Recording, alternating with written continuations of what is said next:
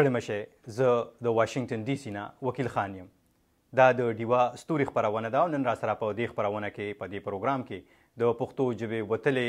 تکړه هنرمند زبیر نواز صاحب میلمه دی. زبیر نواز صاحب په خیر راغلی. ډیره مننه وکیل صاحب. د ټولو ناول خو ډیر زیات سلامونه نیکی هیلې خپل د لر او بر پښتنو ورونو ته. هیله ده چې ټول به روغ او جوړ وي او مننه کوم د ډیوه وایس اف امریکا سپیشلی د وکیل صاحب نه او د دې ټولو همکارانو نه چې ماله یې موقع راکړو، ماله یې ټایم راکړو. شکریه ادا کوم. مننه ستاسو زبیر نواز صاحب. خبرې اترې کوو خو شروع د خبرو یا د دې خبرو پیل د سور پېزوان نه کوم او سور پېزوان مې یادوه. نو د دې نه به پیل وکړو، د دې نه به شروع وکړو. قربان چا غوکې راته وویل چې جانان مې یادوه، د سرو شونډو د پاسه سور پېزوان مې یادوه. چا غوکې راته وویل چې جانان مې یادوه، د سرو شونډو د پاسه سور پېزوان مې یادوه. وای جانان مې یادوه، سور پېزوان مې یادوه، سور پېزوان مې یادوه.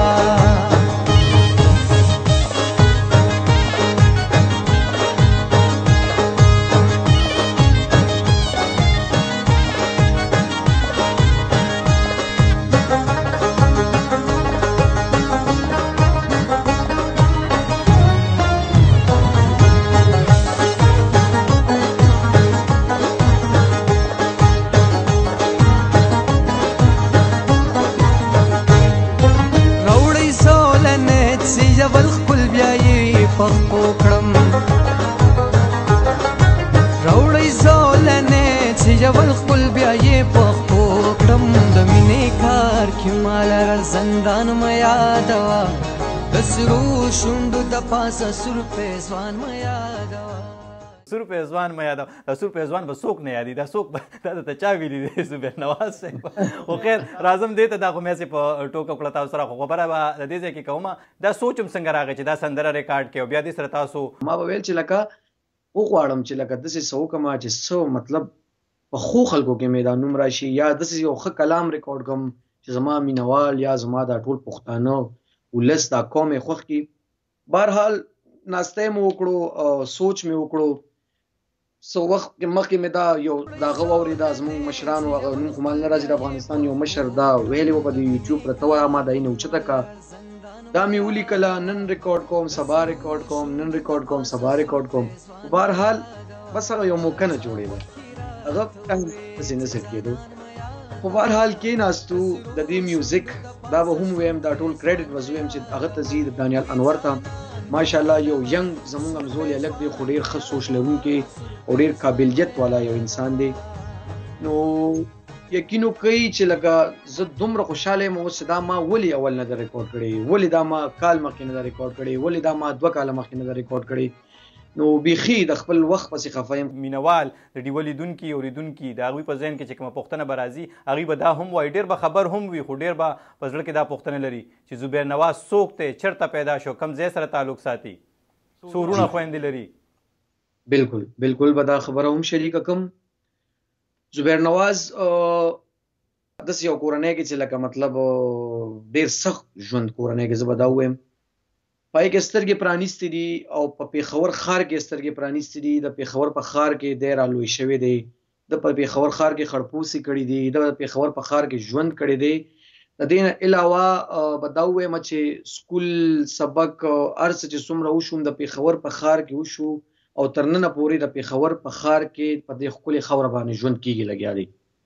رونو خویندو خبره به وکړم. په رونو خویندې زما الله دې لري، زما 3 رونه دي، 2 دي سره زما 3، مونږ 3 یو، 2 زما نه مشران دي، زه په هلکانو کې کشر یم. بیا زما نه یو زما خورکۍ الله دې وله ژوند ورکړي او الله دې وله زندګي ورکړي. هغه زما نه یو مشر دی، مشر دا 2 زما نه زما وړې خویندې دي، وړې دي، هغه لا سکول وایي سبق وایي، زما نه کشرانې دي. او دغه زه یم، دغه زما مور پلار دي او دغه زمونږ وړوکې غونډه کې ښکلې کورنۍ ده. د الله احسان دی، د الله کروڑ کروڑ شکر دی چې ژوند اوس په دې ټایم باندې ډېر سخت تنګسیا ژوند تیر شوی دی. د الله په دې ټایم ډېر کروڑ کروڑ شکر دی چې ډېر ښکلی ژوند تیریږي او ډېر ښایسته ژوند تیریږي او د الله نه راضي یم په دې خپل ژوند په دې خپلې زندګۍ په دې خپل نوم چې د زبیر نه زبیر نواز شو. تاسو وایئ چې د زبیر نه زبیر نواز شوې، څومره موده وشوه چې د زبیر نه زبیر نواز شوي یې؟ قربان وکیل صاحب د دې فن سره چې ما کله نه زما د پښتو ژبې خدمت ما شروع کړی دی، فرست خو به دا ووایم چې زه د داسې قوم نه یم چې لکه په خاندان کې په خپل قوم کې په خپل کلي کې هم دا صرف زه یم د دې فن سره تعلق لرونکی. د خپل سکول دوران سره په هغه ټایم پر اتم نهم کې وم چې سکول به مې ویلې او استادان مې هم ځان له ساتلي، استادان به هم زه معرفي کړم. زما خو ماشاءالله استادان ډېر زیات وو، چې له چا سره به مې ناستې وکړو یو سندره به یې هم راته وښوله، نو عزت به مې وله ورکړو او دا هغه کومې مرستې چې وې نو تر اوسه زما هېرې نه دي. داسې زما مشر چې له ټول نه اول زه راغلی وم، بزرګ کاکا، زما پلار، زما تره، زما هر څه هغه دی او دا نن چې زه څه یم نو د هغې په بدولت په برکت یم. دا نه بعد زما نور استادان بیا پیدا شول، شاه جان ماسټر شاه جهان شو، ماسټر علي حیدر شو، داسې ماشاءالله ډېر زیات استادان لکه نومونه چې د کم زه واخلم زه نه پوهېږم، خو بهرحال چې د چا ډېرې مرستې دي نومونه مې درته واخیستم، مرستې د ټولو ډېرې زیاتې دي. تاسو ته به خپله لومړی سندره هم یاد وي، زه فکر کوم چې هغه راته لږه که درته یاده وي هغه راته لږه زمزمه کړئ. یو داسې عوامي غونته سندره وه، زمانه ساز غونده کې یو څوونه مونږ پټ کړي وه، داسې و چې کله به یې زه کله زما مني دا یوه خبره به اشنا مني، کله به یې زه کله زما مني دا یوه خبره به اشنا مني، هله دا یوه خبره به اشنا مني، چا چې رانه زړه مې تختولی دی زړه مې تختولی دی، چا چې رانه زړه مې تختولی دی زړه مې تختولی دی، شکر دی په دې چې خپله غلا مني دا یوه خبره به اشنا مني، کله به یې زه کله زما مني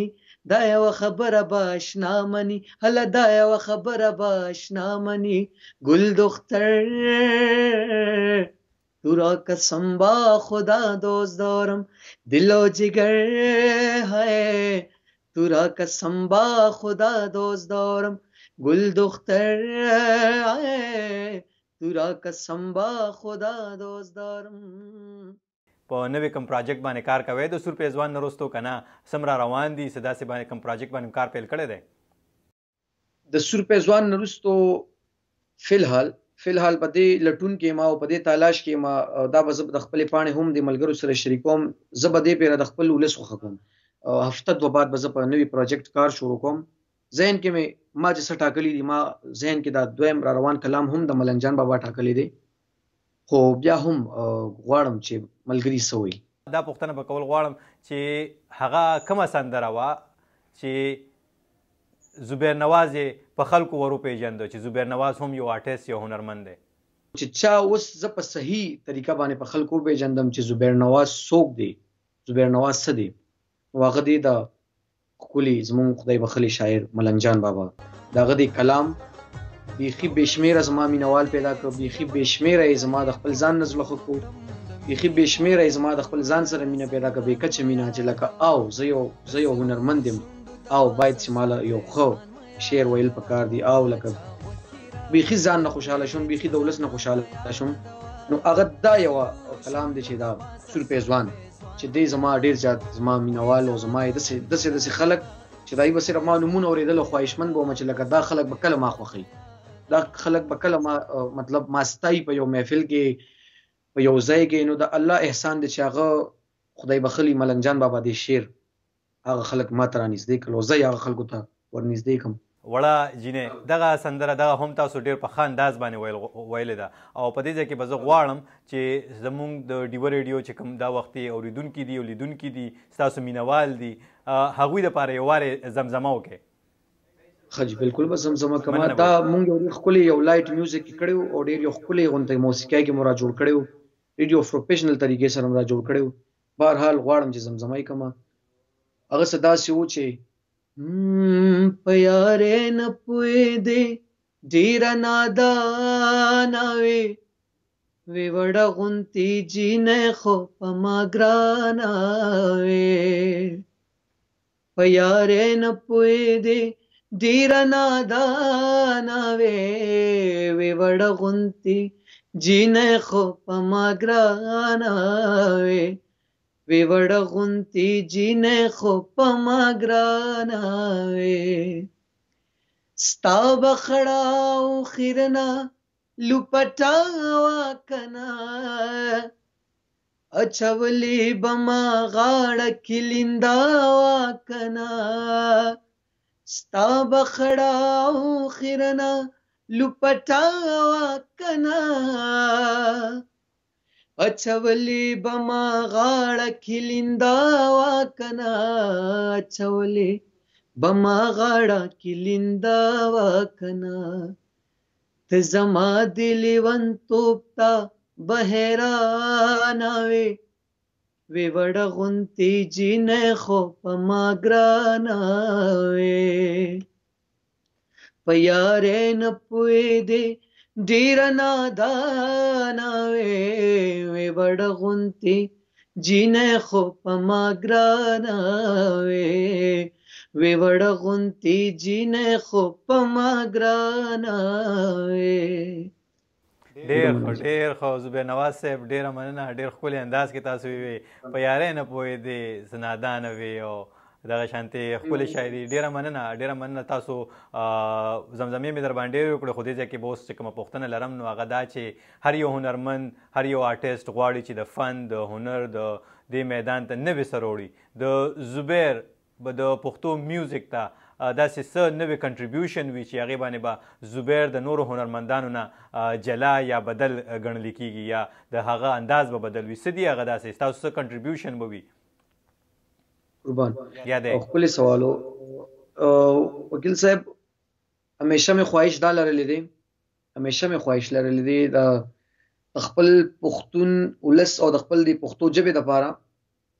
چې باید زمونږ دا موسیقي ورځ تر ورځه غورځېږي زمونږ دا فن ورځ تر ورځه خرابېږي دا ذکر هم لږ د دې خبرو کول غواړم چې زمونږ دا ملګري هم واوري ورځ تر ورځه دا فن خرابېږي زمونږ نه ورځ تر ورځه غورځېږي په دې کې وجه دغه ده چې لکه په دې کې خلک داسې رادن نه شول په دې کې شاعریانې داسې راغلې په دې کې چې لکه هغه زمونږ پښتون د دې هر څه نه یو سایډ ته یو هغه یو لاجیک وي هغه یو سایډ ته یو کتاب وي ورو د فن دغه هلې ځلې ختمیږي ورو زمونږ مشران زمونږ هنرمندان ورو ختمیږي ورو زمونږ مشران چې دي هغه زکاتونو خیراتونو ته کینی بار سوال کوي چې زمونږ سره هیلپ وکړي زمونږ سره مرسته وکړي زمونږ سره ودرېږئ هغه سندرغاړي چې لکه دای په اوازونو به خلکو کمیسونه په ځان شلول او په ځان به پیریان راوستل دومره به ای سره مینه هغه زمونږ ولس لرله نن زمونږ ولس دای تپوس هم نه کوي نن مطلب ایله څوک ټایم هم نه ورکوي نن مطلب هغې د چا خبره دا خبرې نه غواړم چې بل طرف ته بوزم خو بهرحال تاسو ته سوال چې کوم هغه وکړو پای مطابق جواب بدله دا درکم چې همیشه مې دا غوښتي دي چې زبیر یو نوې څه کار وکړي پښتو ژبې دپاره باید چې دا پښتو ژبه راوچته شي او دا یوازې زبیر له نه دي پکار دا زمونږ ټولو ملګرو له پکار دي څنګه چې زمونږ مشرانو زمونږ د غزل شهنشاهي غزل خیال لالا چې څنګه فن کړی دی ورپسې زمونږ احمد ګل لالا څنګه فن کړی دی ورپسې زمونږ هارون باچاجي پیر صاحب زمونږ څنګه فن کړی دی ورپسې کرن څنګه فن کړی ورپسې داسې بېشمېره سندرغاړو څنګه فن کړی نو باید چې نوې کل هم داسې پکار دي نوې کل دا نه دي پکار چې ګیټارونه راوالي او هغو کې نه دي پکار داسې نوې کل پکار دي چې خپله پښتو راونیسي خپل ولس دپاره داسې څه وکړي چې د خپل پښتو دا میوزیک د خپل پښتو دا کم کلچر چې دی زمونږ پکار دی چې دا راوچت کړي زبیر هم دا غواړي چې ښکلی کلام ریکارډ کړي خپلو مینوالو باندې خپل ځان ډېر ښکلی واوري دا نه چې لکه په امرسو په تاسو ځان واوري په خلکو نه داسې نه غواړم که داسې وي نو بیا بیخي باید چې زه دا فن ونه کړم غواړم چې په ښه طریقه باندې په خلکو ځان واورم په ښه طریقه باندې ما خلک وپېژني نو دغه مې شوق دی دغه مې ارمان دی پښتو دا کومه پریوتې موسیقي چې په دې ټایم کې دومره لکه په سختو حالاتو کې ده غواړم چې دا پښتو دا موسیقي د دې ځای نه دې ځای ته راشي نو غواړم داسې دا مې یو ارمان دی دا مې یو خواهش دی الله دې پوره کړي صحیح تاسو وایئ چې پښتو میوزیک، پښتو ژبه، پښتو کلتور دا نور پر وړاندې بوځي. ستاسو د خبرونو زه دا معنا اخیستی شم چې دا وخت د پښتو میوزیک په لاندې تللی دی، د پښتو چې کوم موسیقي ده هغه معیار نه دی پاتې شوی څنګه چې وړاندې و؟ همداسې ده جي، بیخي داسې ده چې دا خو ډېر ښکاره غونته کې خبرې دي وکیل صاحب، دا خو ډېرې سپینې غونته خبرې دي چې د پښتو موسیقي اوس هغه هم نه ده پاتې. زمونږ مشران لکه مونږ ګورو نو مونږ چې خپلو مشرانو ته وګورو نو مونږ سره د ځان فکر شي، د ځان یره را سره پیدا شي چې آیا مونږ د دې ژبې دپاره منډې کوو، خپل کار روزګار هر څه مو پرېښودي دي، د دې ژبې دپاره لګیا یو، د دې ولس دپاره لګیا یو، د دې فن دپاره لګیا یو، د خپل قوم دپاره لګیا یو. په دې وخت باندې مونږ خلک خوښوي، بالکل مونږ خلک خوښوي، مونږ خلک پېژني. سبا عمر زمونږ زوړ شي، عمر زمونږ د مشرانو مونږ ګورو، هغوی بیا خیراتونو او محتاج شي، هغه د زکاتونو محتاج شي، لکه هغه بیا دومره زمونږ دا فن پرېوتو، دومره زمونږ دا فن پرېوتو چې د نورو ملکونو د نورو ځایونو سندرغاړي وګورئ چې هغوی دومره لوی نوم او دومره لوی شخصیت ځان له پیدا کړي، د هغوی په نوم باندې چا خبره علاقې پې کولو شي، سکولونه پې کولو شي، اسپتالونه پې کولو شي. آیا مونږ دومره کمزوري شو، زمونږ دا پښتون دا کم دا زمونږ فن چې دی دا دومره پرېوتو، دا دومره کمزوري شو چې لکه زمونږ هماغه مشران چې ټول عمر هغوی داسې وخت تېر کړی په خلکو باندې، لکه اوچت وخت یې تېر کړی دی، نو هغوی نن سبا راغلل دې ځای ته او هغوی زکاتونو او خیراتونو ته محتاج شو. دغه مشران تاسو وایئ چې خیراتونو، زکاتونو یا د نورو هیوادونو محتاج شي، آیا دا د هنرمند په خپله غلطي ده یا د ولس غلطي ده یا دا د حکومتونو غلطي ده؟ دا ګناه، دا قصور د چا دی؟ دا قصور خو څه حده پورې د هر انسان خپل وي، د هر انسان خپل قصور وي. دا هغې نه چې خبره راواړو نو څه قصور د ولس طرف ته لاړ شي او بیا چې ډېر زیات قصور راشي نو هغه زمونږ د حکومت سایډ ته راشي، ځکه چې باید زمونږ مشران، زمونږ سندرغاړي چې زاړه شو په کور کېناستو نو دوی دپاره باید دومره زمونږ په دې ملک کې دومره د دې حکومت سره پیسې نه وي چې دپاره یو فنډ منظور کړي، دومره به د دې سره پیسې نه وي. زمونږ د ملک څه حالات دي، آیا دومره به څوک ونه کړی شي چې د دې دپاره فنډ منظور کړي، د دې ته وایي چې تاسو ټول عمر ډېر زیات زمونږ د فن خدمات کړي دي. وګورئ آیا څو ورځې مخکې تاسو به کتلي هم وي، زما به خیال چې تاسو دې خبرې نه خبره مو یو تاسو انټرویو هم اخیستې وه، د ډیوه د همکارانو هم د دې سپورټ ډېر زیات کړی و. زمونږ یو سندرغاړی چې زمونږ یو حساب سره زمونږ پاکستان، زمونږ پښتونستان له هغې یو ډېر لوی مقام ورکړی دی. خبره کوم د زرسانګي بیبي څه وړاندې مخکې، څو ورځې مخکې وګورئ چې هغه غریبه څومره په هغې باندې تشدد شو، د هغې سره د پیسو خبره وه یا د هر څه خبره وه، خو بهرحال داسې پکار دی زمونږ مشرانو سره، داسې پکار دی چې هغې باندې تشدد وشي، هغې ووښي، هغې جوبل کړي، هغې زخمیان کړي. آیا دا د کوم ځای قانون دی؟ آیا دا د کوم ځای مسلماني ده؟ بهرحال خبره دا کوم چې دا غلطیانې زمونږ د حکومت دي،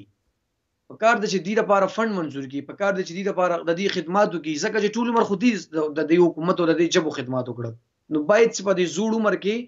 بیا حکومت د دې خدمات وکړي.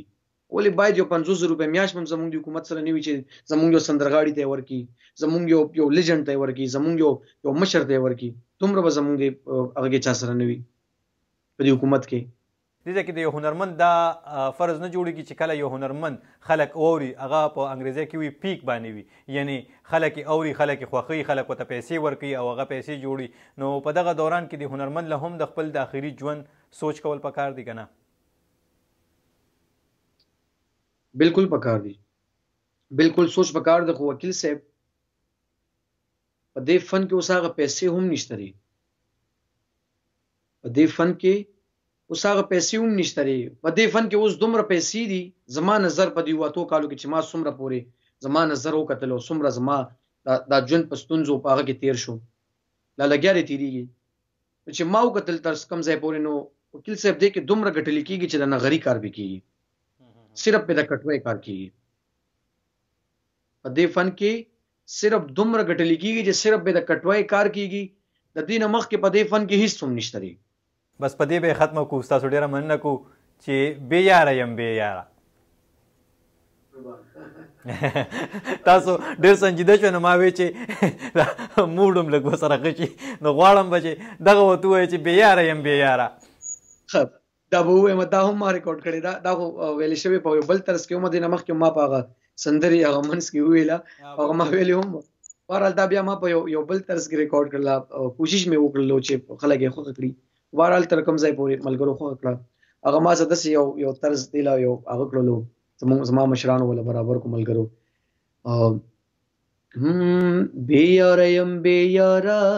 ګرځم بیچاره دې کلي کې نه کېږي نورا گزاره دا دې طرز کې ویلې شوې وه او دا بیا ما په کوم